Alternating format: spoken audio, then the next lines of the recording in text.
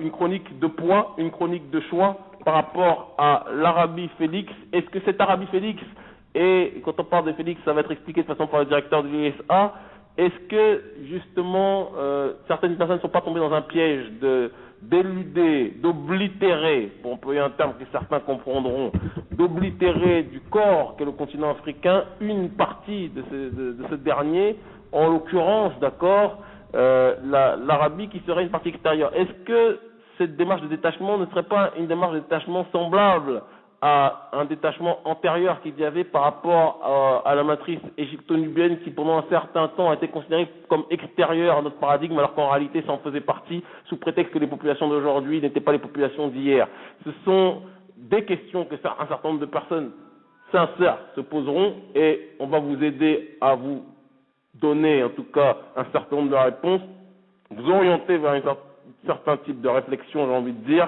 Je peux vous assurer que ça va être musclé, ça va être stock-moi, donc si vous avez la possibilité, prenez un stylo, asseyez-vous, ne gobez pas tout, mais ce qui est certain, c'est que d'une façon ou d'une autre, vous allez avaler. Comprenne qui pourra, je vous passe Taouk Chabaz, directeur de l'ISA. À tout de suite.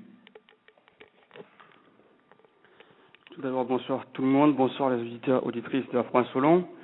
Merci en tout cas de me donner cette tribune pour pouvoir éclairer pas mal de choses, à savoir sur l'Arabie Félix. C'est un sujet très très important à plusieurs titres, parce que déjà, nous savons qu'actuellement on vit dans un tourbillon géopolitique qui implique l'Afrique dans des combats dont il est difficile de comprendre, en tout cas les tenants et aboutissants, sans avoir en tête les outils intellectuels nécessaires pour comprendre. Et parmi ces outils intellectuels, il y a évidemment la compréhension de ce qui se passe dans la région que nous appelons l'Afrabie, à savoir la connexion entre la Corne de l'Afrique et ce qui est aujourd'hui appelé communément la péninsule arabique. Et donc, on peut se demander donc, pourquoi est-ce qu'on parle de l'Arabie Félix et qu'est-ce que l'Arabie Félix. Donc le pourquoi, on vient d'expliquer, à savoir pour comprendre en tout cas la genèse, pour comprendre les traquenards qui se targuent actuellement contre l'Afrique, qui se fomentent, il faut donc avoir ça en tête. Et deuxièmement, comprendre l'Arabie Félix, en tout cas son passé, c'est également avoir un éclaircissement sur l'histoire de l'Afrique même. Une histoire qui est antique, une histoire qui remonte à loin, une histoire de laquelle aujourd'hui nous avons perdu la mémoire. Tout d'abord, quand on parle d'Arabie Félix, c'est un terme grec, un terme latin, excusez-moi, donc un terme romain, puisque en latin, Félix signifie heureux. Mais en vérité, l'origine, l'étymologie même, ou ce que j'aime dire, l'étymologie même de ce mot, c'est plutôt la fertilité. Donc l'Arabia Félix, c'est l'Arabie fertile. Et donc par conséquent, on dit l'Arabie heureuse. En fait, ce qu'il faut savoir, c'est que l'Arabie Félix en tant que telle n'est qu'une composition, une des trois parties de l'Arabie telle que le voyaient les anciens, donc du temps antique. Dans le temps antique, l'Arabie était divisée en trois parties distinctes, qui avaient trois noms différents, qui avaient des histoires également, qui sont connectées. La première partie, la plus occidentale, on appelait l'Arabie pétrée. Pétrée parce que sa capitale Pétra, qui se trouve en Jordanie, était construite dans la pierre, parce que Pétra veut dire pierre en latin. Donc l'Arabie pétrée, ce qui correspondra à peu près à ce qu'on appelle aujourd'hui la Palestine, Canaan, dans les livres bibliques, était donc la région dans laquelle, il faut savoir, sont originaires les Hanous. Les Hanous, pour ceux qui connaissent un petit peu l'histoire égyptologique, savent que ce sont ceux-là qui ont fondé la civilisation égypto-nubienne. Donc les Hanous, c'est la tribu à laquelle appartenait notamment Ozar. Donc les Hanous sont originaires de l'Arabie pétrée. C'est ce que d'ailleurs a rapporté le professeur Charanta Diop dans son livre Nation d'agriculture, où il explique que justement la région située entre la Méditerranée et la mer Rouge, à savoir l'isthme de Suez, était la région dans laquelle étaient partis les Hanous pour aller fonder la ville de On du Nord, donc à savoir Héliopolis. Donc toute personne qui veut s'intéresser un minimum et qui considère que l'Égypte est la base et le socle, le paradigme de l'Afrique, et qui en même temps oblitère, met de côté l'Arabie pétrée, est une personne qui n'a pas de raison, parce qu'elle est un peu comme un Européen qui mettrait de côté Athènes ou bien qui oublierait Rome sous prétexte qu'elle habite à Bruxelles ou bien à Paris.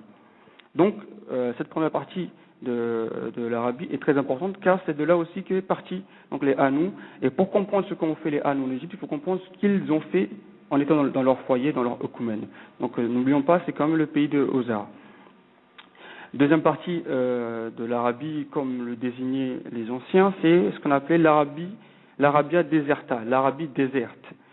Cette Arabie déserte avait aussi plusieurs noms, dont notamment le titre de royaume de Kédar, royaume Kédar. Pour les personnes qui sont un minimum versées dans la lecture, en tout cas assidue de la Bible, savent que Kédar est le nom du second fils d'Ismaël, Ismaël étant lui-même le fils d'Abraham, le Chaldéen, qui vient de Our, et de Hajar ou Agar, selon les prononciations, qui elle est une égyptienne, on dit aussi également une kémite. Donc Ismaël a eu plusieurs fils, dont le deuxième s'appelle Kédar. Et Kédar, il faut le savoir, en hébreu, signifie être noir. La racine KDR est d'ailleurs à rapprocher de la racine Ardar en arabe. Le lisan arabe de Ibn Mansour nous dit que Ardar signifie profondément au point d'avoir des teintes vertes. Donc Kédar était la plus puissante tribu arabe autour du 5e, 6e siècle, au point que cette tribu, justement, a eu affaire, avant Jésus-Christ bien évidemment, a eu affaire aux Assyriens qu'ils ont combattus et qu'ils ont vaincus. D'ailleurs, dans le Cantique des Cantiques, où on appelle aussi les Chants de Salomon, qui est un livre de la Bible, dans le chapitre 1, verset 5, on nous parle justement de Kédar, où justement une jeune fille dit que je suis noire et belle, ô Jérusalem, noire comme les tentes de Kédar. Donc voilà, il faut savoir aussi également que Kédar, cette tribu qui vient donc d'Ismaël, est une tribu qui a donné naissance à la fameuse tribu qu'on appelle aussi les Banu Quraysh. Je pense que les frères et sœurs musulmans qui ont un minimum une connaissance de l'histoire islamique ou bien en tout cas coranique savent que les Quraysh, les Banu Quraysh, c'est le clan du prophète Mohammed, le sceau des prophètes. Et donc les Quraysh descendent directement de Kédar, qui est le second fils d'Ismaël, qui est fils d'Ibrahim le Chaldéen, donc l'Africain, et de Hajar l'Égyptienne, donc l'Africaine. Donc voilà d'où provient un peu cette lignée. Et pour ceux qui souhaiteraient avoir une bibliographie à ce sujet, je les invite beaucoup à lire un livre de Marvin Pope, qui a beaucoup écrit sur le sujet, qui a beaucoup travaillé sur l'étymologie justement du mot Kédar, et qui nous explique justement la lignée, le lien entre le Kédar et les Banu Quraysh. Donc ça c'est pour la deuxième partie de l'Arabie qu'on appelle l'Arabie déserta ou l'Arabie déserte ou le royaume de Kédar. Ensuite nous avons en dernière position ce qu'on appelle l'Arabie Félix. L'Arabie Félix c'est ce qui nous intéresse ce soir, aujourd'hui même. L'Arabie Félix, appelée ainsi Arabia Félix en latin ou bien Edomoion Arabia en grec, signifie l'Arabie heureuse, l'Arabie fertile, car contrairement aux deux autres régions de l'Arabie que sont l'Arabie déserte et l'Arabie pétrée, cette région est très très fertile, produit beaucoup, a un climat beaucoup plus doux avec certaines pluies qui permettent l'agriculture. D'ailleurs, on sait que les habitants de cette région, à un temps reculé jusqu'à aujourd'hui, étaient des grands agriculteurs et qu'il était un point central entre les relations entre l'Inde, en tout cas l'Asie, on peut même dire le subcontinent indien, et l'Ouest, précisément l'Afrique. Et pourquoi est-ce qu'on s'intéresse à l'Arabie Félix, l'Arabie heureuse, l'Arabie fertile? Parce qu'il faut savoir que l'histoire des populations actuelles qu'on trouve peut-être au Soudan, en Éthiopie, en Somalie, voire même jusqu'au Nigeria, est liée fortement à ce qu'il s'est passé il y a quelques milliers d'années dans l'Arabie Félix, dans cette zone qui représente un petit peu, si on peut parler des pays actuels, le Yémen et le sultanat d'Oman. Donc voilà, c'est ça, cette région-là. En fait, peut-être vous avez une petite culture littéraire, vous savez que l'histoire des Mille et une nuits, les contes des Mille et une nuits sont inspirés donc de ce qui s'est passé dans l'Arabie Félix, l'Arabie heureuse, où justement une population très puissante qu'on a appelée les Hadithes. Charanta Diop en parle dans National Agriculture, le Normand également en parle dans son livre, et Hadith, avec justement cette civilisation, la civilisation d'Oubar, ou souvent on appelle la cité d'Oubar, la cité d'Iram, la cité aux 1000 piliers dont le Coran parle dans sa sourate 89, versets 6 et 8, où cette population qui s'est enrichie et qui s'est développée, et qui n'a pas justement suivi, on va dire, les consignes religieuses, a été détruite subitement et qui a disparu des cartes de l'histoire pendant des millénaires, jusqu'à ce qu'on retrouve ces traces, et je vous dirai quand tout à l'heure. Donc, cette Arabie Félix, à plusieurs égards, est intéressante car en Arabie Félix se trouve la certaine ville de Nissa. La ville de Nissa, vous savez, c'est là où fut élevé, d'après les textes anciens, Bacchus chez les latins, ou Dionysos chez les grecs, puisque Dionysos vient de Dio, Nissos, Nissa, qui veut dire la ville de Nissa. Et c'est également là, d'après les textes de Pline l'Ancien et de Diodore de Sicile, que se repose le phénix. En médiévalité, on appelle le bénou. Donc c'est cet oiseau qui meurt et qui réapparaît, qui renaît ses cendres tous les 500 ans. C'est un oiseau qui, bien évidemment, est une mythologie qui est liée de façon ésotérique à l'Afrique. Donc quitte la terre, la vallée du Nil, pour aller vers l'Arabie Félix, dans la ville de Nissa. Donc toute personne qui, un minimum, s'intéresse à l'histoire, au paradigme, au socle civilisationnel africain, doit être attentif à ce type d'informations fournies par les anciens, qu'ils soient grecs, qu'ils soient égyptiens eux-mêmes, qu'ils soient arabes, qu'ils soient perses ou autres. Donc le bénou, le phénix, donc trouve sa résidence dans ce pays qui est l'Arabie heureuse, et plus précisément sur le mont Nissa, où a été élevé Ozar également. Même si Ozar est de la tribu des Hanou, les textes nous disent qu'il a été élevé, il a été éduqué, formé dans sa prime jeunesse, dans la ville de Nissa en Arabie heureuse en tant que telle. Ensuite, il y a une connexion qu'il faut absolument savoir, c'est que l'Arabie heureuse en tant que telle, au niveau de sa population, elle est particulière, puisque quand on parle aujourd'hui de l'Arabie, du monde arabe, du Yémen, de Oman, de l'Arabie saoudite, on a tendance à se dire qu'il n'y a aucun rapport entre ce monde-là, ces pays-là, ces populations-là, et le monde africain en tant que tel. Mais il n'y a rien de plus faux que cela. Et d'ailleurs, Dana Marnish Reynolds, qui a écrit un livre qui s'appelle African Heritage, justement qui parle de l'héritage africain dans le monde, précisément, on va dire, arabique, nous explique que les populations autochtones, les tribus noires arabes originelles, sont des populations qui ont quitté l'Afrique, ont migré, se sont installées donc dans cette région méridionale de l'Arabie, là, qui correspond au Yémen actuel et au sultanat d'Oman, et ce sont ceux-là qui ont donné les premières langues sémites et qui ont développé la langue sémite en tant que telle. Ces populations noires africaines qui donc ont quitté l'Afrique. D'ailleurs, dernièrement, des travaux archéologiques menés par les universités anglaises ont démontré, en tout cas par la preuve, que les populations africaines qui ont quitté l'Afrique l'ont d'abord fait en passant justement par cette région de l'Éthiopie et du Yémen. Ils ont retrouvé des traces et ils ont retrouvé des squelettes qu'on a analysés à l'ADN, dont on a déterminé les haplotypes, vous savez, ce sont les marqueurs génétiques qui les assimilent clairement à ce qu'on appelle des Couchites, donc des Nubiens, des Soudanais. Et ils ont été très très surpris de voir à ce moment-là des squelettes datant de plus de 3000 ans, enfin plus de 5000 ans, pardon, liés au Soudan. Donc, Dana Marnish Reynolds, dans African Heritage, nous explique que, voilà, que les populations autochtones arabes sont des populations qui sont originaires d'Afrique, et ce sont elles qui ont diffusé les premières langues sémites en tant que telles. Et même le grand historien du monde musulman qui s'appelle Al-Tabari, le Perse, dans son fameux livre le Tahrir al-Rusul wal-Muluk, donc le livre des messagers et des rois, nous donne également la généalogie des populations Sem, donc qui a donné sémite. Il nous explique que Sem sont une population qui sont installées principalement entre la Syrie, entre Sadidma et le Yémen. Et ces populations donc ont reçu les révélations, ont reçu les livres, ont reçu les prophètes, et ils ont été bénis parce que c'est une population très très belle, et également ils ont reçu une peau noire. Ça c'est Al-Tabari, Tahrir al-Rusul wal-Muluk.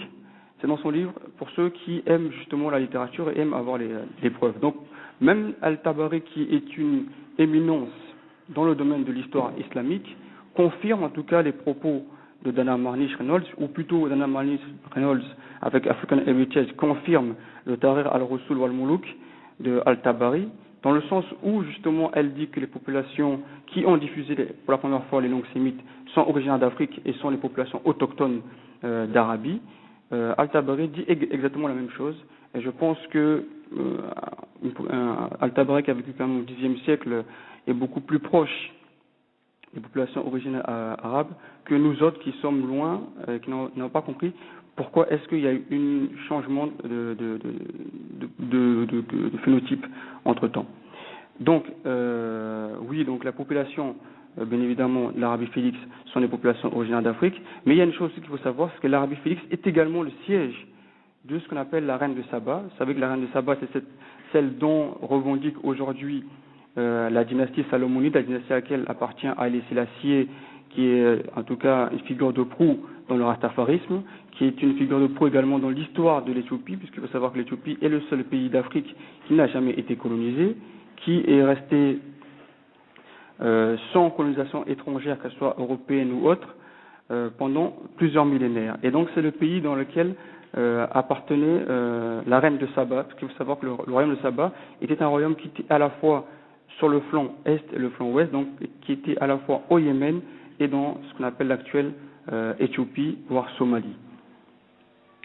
Dans le Tahrir al-Rusul wal-Muluk de Al-Tabari, il donne la liste des 19 tribus originelles, les tribus arabes, justement, de ceux qui se revendiquent en tout cas les originaux en tant que tels. Ils sont 12, on peut citer quelques-uns, comme les Had, les Tamoud, dont parle également le Coran. Il y a les Tasm, il y a les Imlik, dont il est dit que ce sont les premiers à avoir parlé la langue arabe. Il y a les Jassim, il y a les Jadis, il y a les Jatir, il y a les Charlik, il y a les Abil, et toutes ces 12 populations originelles dont parle Al-Tabari sont les populations qui sont appelées les Bahida. Ce sont les populations arabes qui ont disparu. Ils sont carrément légendaires. Ils ont donné naissance à d'autres populations arabes qu'on appelle les Al-Arab Al-Ariba, qui signifient les vrais arabes, les arabes originels, les arabes. Il y a une différence entre les arabes originaires et les arabes aborigènes. Donc, les Al-Arab Al-Ariba, ce sont ceux-là qui ont diffusé par première fois la langue arabe. Et comme le dit à juste titre Al-Tabari et notamment Dana Marniche, ce sont des populations originaires d'Afrique.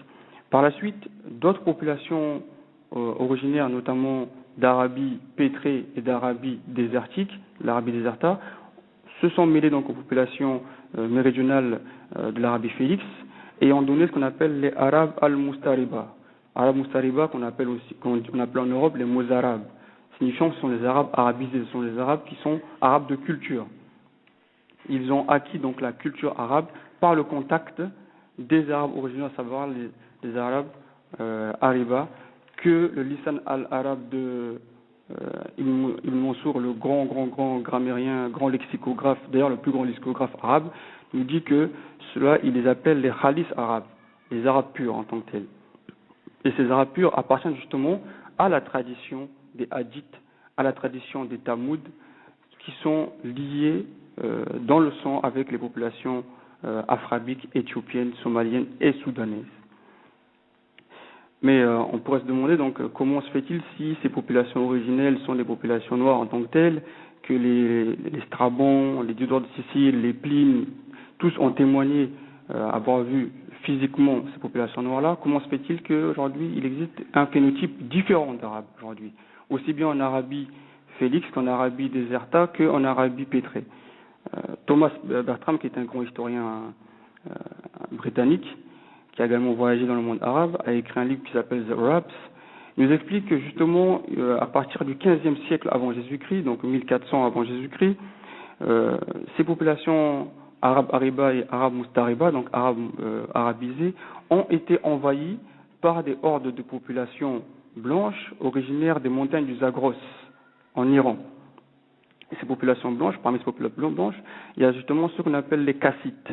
Et ce sont donc ces Kassites qui ont commencé justement à s'installer, qui ont subjugué militairement, physiquement ces populations originelles, les ont dominées, mais ont adopté leur culture puisqu'ils étaient beaucoup plus avancés en termes de civilisation, même s'ils ont perdu la guerre militaire en tant que telle. Et ce sont ces populations originaires des montagnes de Zagros en Iran, donc les Kassites, qui ont introduit ce nouveau phénotype dans l'Arabie Félix en tant que telle. Justement, pour ceux qui sont intéressés par une bibliographie en dehors de Thomas Bertram, il y a également le bibliothécaire de Strabon dans son livre 1, chapitre 2. Il y a pas mal d'informations à ce sujet, où il explique même encore avec plus de détails que du temps antique, le terme Arabie pouvait se confondre avec le terme Éthiopie. Et que pour les anciens, pour Pline l'Ancien, comme pour Strabon, comme pour Diodore de Sicile, quand on disait Éthiopie, il y avait deux Éthiopies. Il y avait l'Éthiopie de l'Ouest et l'Éthiopie de l'Est. L'Éthiopie de l'Ouest était donc la partie que nous appelons également Éthiopie et Soudan. Et l'Éthiopie de l'Ouest est ce qu'on appelle aujourd'hui la péninsule arabique. Donc, dans les textes anciens, quand vous lisez Éthiopie, il ne faut pas non directement penser ou uniquement penser au Soudan, mais penser à toute cette région qui va donc du Nil jusqu'au golfe Persique en tant que tel. D'ailleurs, dans un de ses livres, un des historiens du monde islamique du nom de Ibn al-Mujawir, dans son livre Tahrir al-Mustabsir, nous dit que dans le sud de Tiama, donc c'est une ville dans le sud du Yémen, donc au sud de la Mecque, pardon, cette région de l'Arabie Saoudite est appelée Kouch. Pour ceux qui sont quand même un peu attentifs à l'histoire, ils savent que le terme Kouch est un terme qui désigne les populations originelles, les populations noires en tant que telles. Il y a également le livre de notre vénérée sœur Drusilla Houston, Wonderful Ethiopians of Ancient Kushite Empire, qui également dresse un tableau, je pense un des tableaux les plus importants, les plus complets, justement de l'histoire de ces populations sémites noires originaires d'Afrique qui ont migré dans le sud de l'Arabie jusqu'à aller jusque dans l'Euphrate. Et dans son Wonderful Ethiopians of Ancient Kushite Empire, donc elle nous explique que dans les textes indiens, parce qu'il faut aussi utiliser plusieurs sources et pas simplement se restreindre aux seules sources africaines ou bien aux seules sources grecques ou arabes, mais dans les sources indiennes, notamment dans le Puranas, qui est un livre sacré, vous savez, des Indiens, des Hindous, le monde est divisé en 7 régions. Et la région justement d'Arabie est appelée le Kusha Dwipa. Kusha Dwipa, donc la région de Kush. Donc pour les Indiens, l'Arabie était appelée le pays de Kush en tant que tel. Il y avait d'autres textes plus tard, donc tardifs que le Puranas, ont donc même parlé de 2 Kusha Dwipa. Il y a le Kusha Dwipa intérieur et le Kusha Dwipa extérieur. Le Kusha Dwipa intérieur étant la région qu'on appelle aujourd'hui la péninsule arabique, et le Kusha Dwipa extérieur étant donc l'Afrique en tant que telle, comme nous le voyons aujourd'hui. Donc vous voyez que les anciens avaient une image différente de nous aujourd'hui par rapport à cette région fondamentale qui est l'Arabie, parce que pour eux, l'Arabie faisait partie pleinement de l'Afrique, et c'est que tardivement, c'est que récemment que nous avons accepté la division, la scission, l'oblitération de l'Arabie par rapport à l'Afrique. Rappelons également que dans les textes pharaoniques, il y a donc une chose qui est très très importante. On parle souvent du pays, le pays des ancêtres, le pays divin. Comme les Unitaires, on dit Taneter. Et ce Taneter est lié à la ville de Punt. D'accord ? Punt, nous avons maintenant établi la chose. Des chercheurs comme Budge, mais des chercheurs comme Charanta Diop ou d'autres encore ont établi avec certitude aujourd'hui que Punt se situe dans ce qu'on appelle aujourd'hui l'ouest de l'Arabie, pas très loin d'ailleurs de la région de la Mecque. Et le Punt, comme vous le savez, la grande reine égyptienne du nom de Hatshepsut avait fait un pèlerinage justement dans la ville de Punt, où elle a rencontré justement les populations de Punt. Il y a aujourd'hui à Badari, nous avons aujourd'hui dans la région de Thèbes des documents qui sont dans les murs, dans les stèles, qui montrent justement le morphotype, le type ethnique de ces populations de Punt, et il est clair et net que ces populations-là sont des populations noires africaines, puisque les Égyptiens revendiquaient être originaires de ces régions que sont Punt. Et Punt, justement, c'est l'Arabie. Donc on en revient toujours à la même question, à savoir que si nous souhaitons véritablement connaître notre vraie histoire, notre histoire complète et non pas simplement oblitérée, il faut impérativement prendre en considération ces éléments qui ont été oubliés ou bien qui ont été déformés à bon escient pour certaines personnes, pour des raisons particulières, comme ça a pu être le cas par rapport à l'Égypte, qui a été donc européanisée alors que c'était un élément de l'histoire africaine.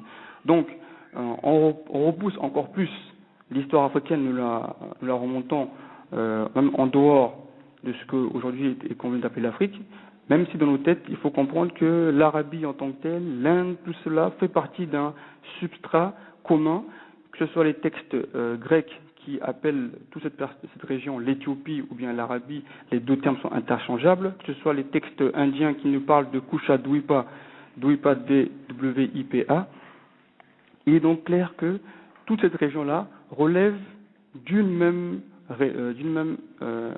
communauté historique, culturelle à tant que telle. Donc voilà pourquoi l'Arabie Félix est très importante pour nous. Voilà pourquoi est-ce qu'il nous faut impérativement aller vers la recherche pour avoir beaucoup plus d'informations, pour pouvoir mieux comprendre ce qui se joue aujourd'hui. Ceux-là qui font actuellement la guerre, on va dire, au monde africain, savent toutes les liaisons qui existent entre l'Arabie et ce qu'on appelle la Corne de l'Afrique, entre l'Afrabie. Et il n'y a pas si longtemps que cela, nous avons perdu deux grands leaders africains, Boumedienne, qui était comme vous le savez, l'ancien président d'Algérie et qui a souvent été interrogé dans le passé, dans les 60, on lui a demandé s'il devait choisir entre la Ligue arabe ou bien l'OUA. Il a dit, moi je suis africain avant d'être arabe en tant que tel, et qu'il se battrait d'abord pour l'Afrique. Également, le feu colonel Guy de Kadhafi, qui est décédé, donc qui a été assassiné lâchement l'année dernière, qui avait organisé en 2010 un colloque très très très important où justement il rappelait à l'ordre africain et arabe, qu'il soit de toute confession, de toute couche sociale, il va inviter les dirigeants africains et arabes justement à se mettre autour d'une même table et justement à parler de ces questions-là. Il avait demandé notamment aux chefs arabes de demander pardon par rapport à ce qu'ils ont fait dans le passé, dans leurs ancêtres esclavagistes qui ont esclavagisé les Africains et que non seulement il fallait bien sûr reconnaître cela dans l'histoire, mais également participer de façon pécuniaire à la réhabilitation de l'Afrique et à la reconnexion entre ces deux rives de la mer Rouge. Et comme vous l'avez pu le voir, un an plus tard, il a été assassiné, car bien évidemment, lui qui connaissait l'histoire, contrairement à la majorité des Arabes qui sont ignorants de cela, lui qui connaissait l'histoire, savait très bien qu'il y a beaucoup d'usurpateurs dans ce monde arabe, des gens qui se revendiquent d'une généalogie qui n'est pas la leur, alors qu'ils sont beaucoup plus proches des Kassites en tant que tels. Et donc, ayant mis ça sur la table, ayant dénoncé publiquement ces gens-là dans les différents sommets de la Ligue arabe, écoutez, il a été éliminé. Et vous savez aujourd'hui que, en termes de géopolitique, il y a donc une attaque massive contre l'Afrique depuis l'Atlantique jusqu'à la mer d'Oman. Et cela participe justement de cette dislocation de l'Afrique en tant que telle, pour que dans la tête des Africains et des Arabes, il y ait une division, alors qu'il y a une communauté d'histoire, de culture, de religion en tant que telle, que l'on doit réactiver, réanimer justement pour être encore plus solide. Donc en tout cas, je pense que c'est une information très très importante à prendre au sérieux, sur laquelle nous invitons beaucoup des chercheurs justement à travailler. C'est un parent pauvre un petit peu de l'histoire africaine et l'histoire arabe. La connexion doit être rétablie au plus vite. Et nous savons aujourd'hui que les impérialistes, dans les années 60, ont profité justement de la méconnaissance des Africains et des Arabes pour nous éloigner davantage les uns des autres, en nous mettant en avant l'esclavage arabo-musulman d'un côté, et en mettant de l'autre côté le racisme, la suprématie blanche qu'on a inoculé au monde arabe en tant que tel. Donc aujourd'hui, il est temps de pouvoir faire le ménage. Faire le ménage, il faut le faire sur des bases saines, sur les bases historiques, sur les bases culturelles, les bases indestructibles, et non pas sur les sentiments hérités soit de la colonisation ou de l'esclavage, mais sur des choses palpables en tant que telles. Donc l'Arabia Félix, c'est une base sur laquelle on peut commencer à travailler pour justement reprendre l'héritage perdu en tant que tel, et que les deux parents des deux côtés de la mer Rouge puissent enfin se parler, car comme vous le savez aujourd'hui, Barack Obama bombarde d'un côté le Yémen et de l'autre côté l'Éthiopie, la Somalie, mais ceux qui ne comprennent pas la liaison qu'il y a entre la Somalie et le Yémen se disent que bon, c'est pas grave, ce sont deux pays qui n'ont rien à voir, mais en vérité, eux sont dans un travail qui est carré, qui est réfléchi, et ils savent très bien que ce sont les mêmes populations qu'on bombarde des deux côtés de la mer Rouge. Donc je vous remercie d'avoir écouté avec attention cet exposé. J'aurais préféré faire un peu plus, mais en tout cas c'est une entrée en matière qui permettra à beaucoup, j'espère, de pouvoir poursuivre dans la recherche. Je vous remercie, très bonne soirée, à fond insolent, à bientôt.